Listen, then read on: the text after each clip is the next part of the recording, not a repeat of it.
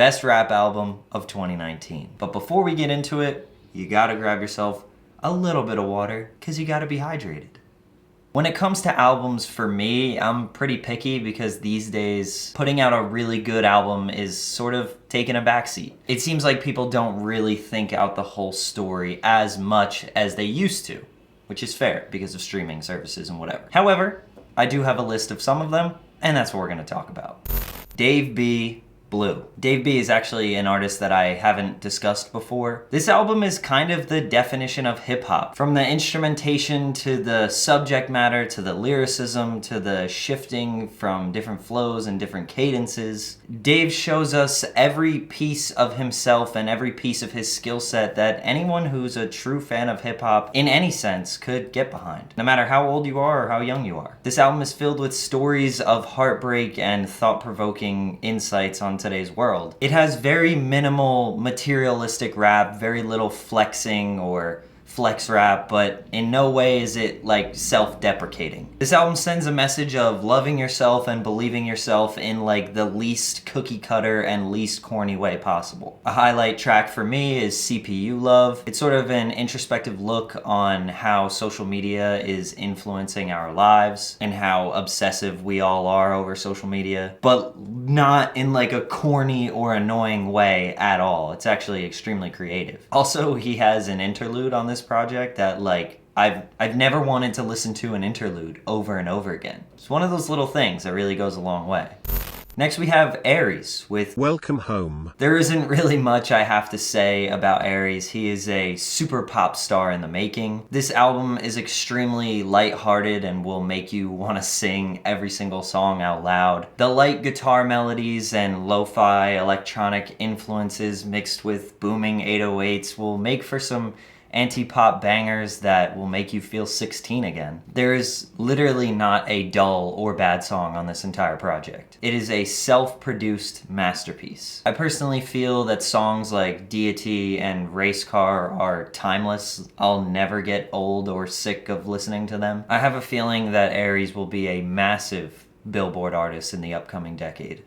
Next we have Surf with Badder Human. This is the sequel to Surf's 2018 project Bad Human. This one brings a much more bright and positive, forward-thinking sound rather than the older one, which was a little bit more depressing and a little bit more stereotypically emo. Surf never fails to bring an original flow to the table. The beats on this project are filled with thumpy 808s and bubbly robotic melodies. And it starts out with incredible energy with just an absolute banger. Surf is a certified hitmaker and he does not get the recognition that he deserves. His hooks and choruses and his vocal style is very competitive with today's modern trap sound. He even shows us some decent wordplay and lyricism on the song Eons, which is a highlight for me. This project is 10 songs, the first 7 songs being really, really good, flowing together really well. No skips or filler material at all. But then I feel like tracks 8, 9, and 10 don't really bring an original sound or an original take to the project. Not that they're filler, but it just seems like it didn't really add too much value towards the tail end of the project. But overall, an amazing listen and severely underrated.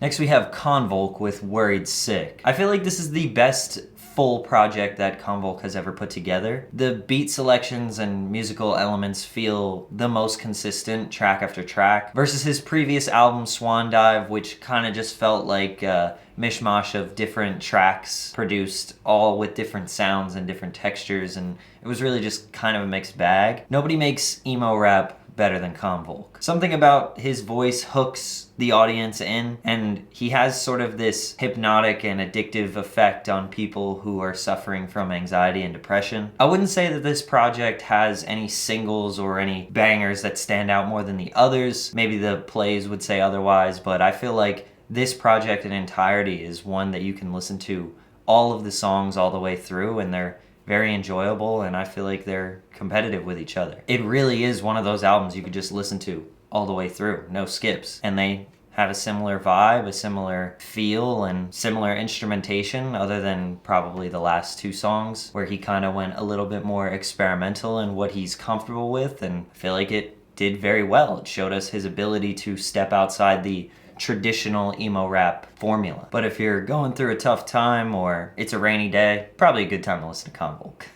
Next we have Skaiwater with After God, Fear Eve. This one is very short, only 6 tracks, 17 minutes of listening. The intro song Ice Cream comes in with this incredible energy that sounds like it's inspired by Kanye's Yeezus project. It is very much the best flex rap track you could ever hear, with like this massive epic sound. But the first track doesn't really paint a decent picture of how the rest of the project is gonna go. It seems as the project goes on, song after song, it gets more and more relaxed. And by relaxed, I don't mean dull or boring. This project is filled with lovesick, emotional hooks, tight percussion, and beautiful melodies. He shows us his ability to write addicting and catchy hooks. He switches up his cadence at the perfect times and never leaves a track boring or dry. And he can sing pretty well. And one thing I really love about this album is he uses space very well, meaning he knows when to let the track breathe and let the instrumentation carry it on, which is something that I feel a lot of people struggle with. They feel like they need to fill in all the gaps. It almost feels like Skye Waters' voice is an instrument being played within this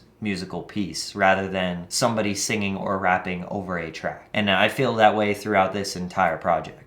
Next we have Jelani Imani, The Shell. This entire project is essentially about how he spends a lot of time in his room or in his shell, and that leads him to be feeling kind of lost and confused, but the whole time he's sort of working on crafting his sound as an artist. But at the same time, this album, I feel like, is causing him or has led him to break out of his shell as an artist, as he's getting a lot more recognition. And I feel like this project was the best thing he's ever put out and really broke out of his shell. And what do we have here? A 100% self-produced album? Oh! Jelani implements a lot of jazzy and bluesy instrumentation, definitely has a lot of influence from that type of music. He puts so much soul into his music. You have no choice but to feel his energy. And he has the most unique cadence I've ever heard, and his voice is just incredibly addicting. Every song on this project flows together so well that you'll have a hard time